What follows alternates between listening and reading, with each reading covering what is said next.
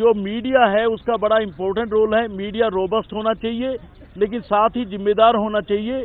इसलिए जो है अगर कुछ कॉन्स्टिट्यूशनल प्रिंसिपल ले डाउन किए जाएं जो एक तरफ तो मीडिया की स्वतंत्रता को सुरक्षित रखें, साथ ही गैर जिम्मेदारी ना हो, तो उस पर आज संविधान पीठ ने देश विदेश के विभिन्न फैसलों का हवाला देते हुए कहा है कि अगर if there is a real and substantial risk of prejudice to the administration of justice, उस केस में जो है पाबंदी की जा सकती है। यानी अगर कोई ये कहे, मान लो आरुषि कहे कि भाई मेरे फैसले पर फर्क पड़ेगा मीडिया जो पब्लिश कर रहा है, और जज ये डिसाइड करे कि रियल और सब्सटेंशियल रिस्क है प्रिजुडिस का यानी पूर्वाग्रह का, तो उसी केस में शॉर्ट टर्म की ड्यूरेशन की रिस्ट्रिक्शन की जा सकती है। ये पावर सिर्फ हाई कोर्ट को होगी, रिट ज्यूरिडिक्शन में होगी, और इसको सुप्रीम कोर्ट ने कहा है कि जो हमारी आर्टिकल 129 और 141 की जो हमारी पावर है उसके अंतर्गत ये पावर है। साथ ही उन्होंने ये कहा है कि ये पावर आर्टिकल 19(2) जो संविधान का है यानी रीजनेबल रिस्ट्रिक्शन, उसके अंतर्गत आता है। तो इसमें कनाडा के कॉन्स्टिट्यूशन का हवाला देते हुए संविधान पीठ ने कहा है कि अगर नेसेसिटी है तो ऐसी स्थिति में तो सबसे पहले देना पड़ेगा कि पाबंदी लगाने की अगर नेसेसिटी है तो, जरूरत है तो, वो जरूरत रियल और सब्सटेंशियल होनी चाहिए। ये नहीं किसी जज के दिमाग में आए कि पाबंदी लगा दूं, नहीं।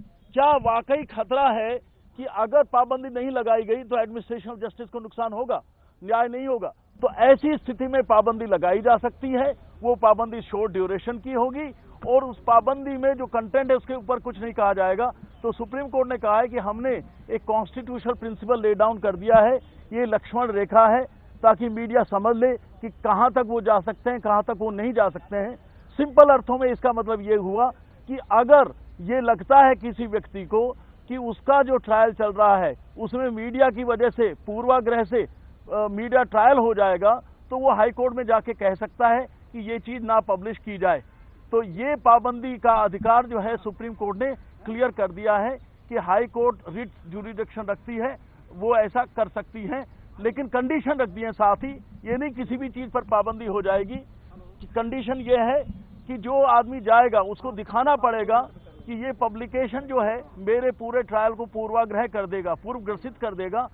अगर ये दिखा पाए और ये खतरा वाकई है, रियल और सब्सटेंशियल है, अगर ये कंडीशन पूरी हो पाए तो सुप्रीम कोर्ट ने कहा है कि इस तरह की पाबंदियां लग सकती हैं। गाइडलाइंस तो वो नहीं ले डाउन कर रहे, क्योंकि ये नहीं कहा जा सकता कि कोई जनरल गाइडलाइंस क्या होनी चाहिए। ये हर केस में केस टू केस बेसिस पर देखा जा सकता है। लेकिन उन्होंने एक प्रिंसिपल बोला है कि कुछ केसेस में हाई कोर्ट और सुप्रीम कोर्ट पहले ही मीडिया को रिस्ट्रेन कर सकता है।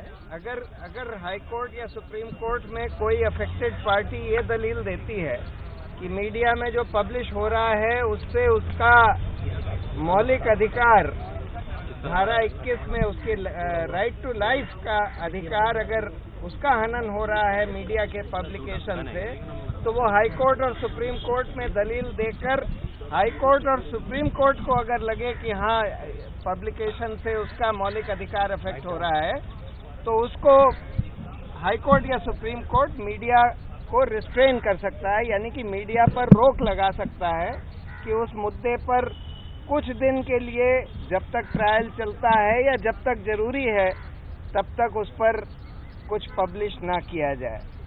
ऐसा उन्होंने आदेश दिया है।